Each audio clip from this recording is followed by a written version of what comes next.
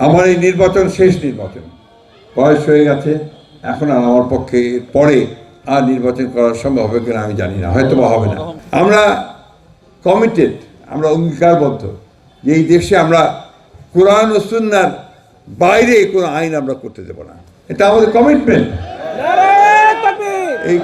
এই কমিটমেন্ট আমরা সবসময় করে এসেছি। আমি যখন আপনার চরমনায় পীর সাহেবের সঙ্গে বসেছিলাম, আপনাদের হয়তো অনেকের মনে থাকতে পারে, সেখানে যে 10টা বিষয় আমরা একমত হই, তার মধ্যে এই একটা বিষয় ছিল, এটা অনেকের মনে থাকতে পারে। সুতরাং এই কথা যারা ছড়ায়, অনেকেই আপনাকে বিভ্রান্ত সৃষ্টি করার জন্য বলে আমরা নাকি কোরআন ও সুন্নাহর আইন চাই না। নাউজুবিল্লাহ। আমরা সবসময় কোরআন ও সুন্নাহর মধ্যেই আমরা থাকতে চাই। আমাদের বংশ সেটা, আমাদের রক্তের মধ্যে সেটা। আমরা গর্বিত যে আমি একজন মুসলমান, অত্যন্ত গর্বিত আলহামদুলিল্লাহ। এই কারণেই যে আমরা সত্যের পথে, ন্যায়ের পথে ইসলাম সবসময় আমাদেরকে নিয়ে যায়। ইসলাম শান্তির ধর্ম, আমরা শান্তি চাই। আমরা চাই এই নির্বাচনের মধ্য দিয়ে শান্তি প্রতিষ্ঠিত হোক।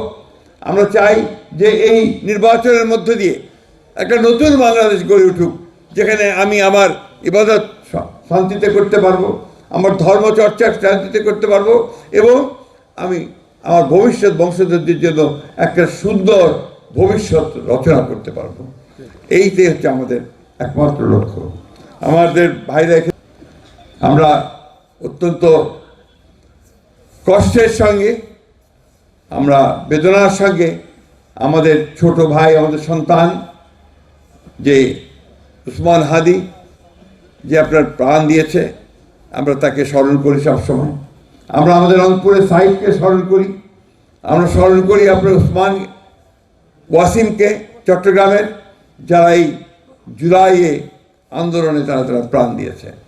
আমরা সবসময় আমাদের সমস্ত 1971 সালে যারা স্বাধীনতা যুদ্ধ করেছিল তাদেরকে আমরা স্মরণ করি, মনে করি। প্রিয় ভাইয়েরা, ঠাকুরগাঁয়ে আমি আপনাদের পরিচিত লোক। আমি সবসময় আসতে পারি না, এটা সত্য কথা। কারণ আমি যে কাজ এখন করি, এই বিএনপির মহাসচিবের দায়িত্ব পাওয়ার পর থেকে আমাকে গোটা দেশের এই আন্দোলনে সংগঠনকে শক্তিশালী করার জন্য আমাকে কাজ করতে হয়। আমাদের সম্পর্কে অনেকে অনেক কথা বলে, ভুল বোঝানোর চেষ্টা করে, কিন্তু আমরা একটা কথা পরিষ্কার করে বলতে চাই যে আমরা এই দেশের 90% মানুষ আমরা মুসলমান।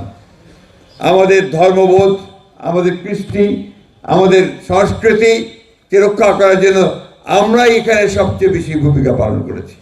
এখন একটা ক্রান্তিকাল মধ্যে পার হচ্ছে, হচ্ছে আন্দোলন হচ্ছে। আপনার কেন জানি না মনে হয় যে দেশকে অস্থির করে তোলার জন্য আবার মানে কিছু সংখ্যক লোক পেছন থেকে কাজ করছে। আমাদের এই সময় খুব সাবধান থাকতে হবে যে আমরা যেন আবার কোনো অন্ধকারের দিকে চলে না যাই। আমাদের সাবধান থাকতে হবে আমরা যে আবার ভুল করে নিজেদের মধ্যে বিভেদ, অনৈক্য সৃষ্টি করে আমরা যেন আবার সেই সমস্ত চক্রান্তকারীদের হাতে না পড়ি, যেখানে আমাদের দেশ আবার ক্ষতিগ্রস্ত হবে, আমরা ক্ষতিগ্রস্ত হব। এই নির্বাচন সেই জন্যই খুব গুরুত্বপূর্ণ। এই নির্বাচনকে ভাঙার চেষ্টা করা হচ্ছে, বঞ্চনা করার চেষ্টা করা হচ্ছে, সেটা যেন করতে না পারে সেদিকে আপনাদেরকে খেয়াল রাখতে হবে। আমার শেষ কথা আপনাদের কাছে, আবার কখন দেখা হবে আমি জানি না। আমার এই নির্বাচন শেষ নির্বাচন, বয়স হয়ে গেছে, এখন আর আমার পক্ষে পরে আর নির্বাচন করা সম্ভব হবে কিনা আমি জানি না, হয়তো বা হবে না। আমি আপনাদের কাছে এটুকু অনুরোধ করতে চাই যে আপনারা যদি মনে করেন যে আমি অতীতে আপনাদের পাশেই দাঁড়াতে পেরেছি, আপনাদের কিছু কাজ করতে পেরেছি, এলাকার উন্নয়নের জন্য কাজ করতে পেরেছি, তাহলে আপনারা দয়া করে আমাকে সাহায্য করবেন, সহযোগিতা করবেন, আমার জন্য দোয়া করবেন। আল্লাহুম্মা আমিন।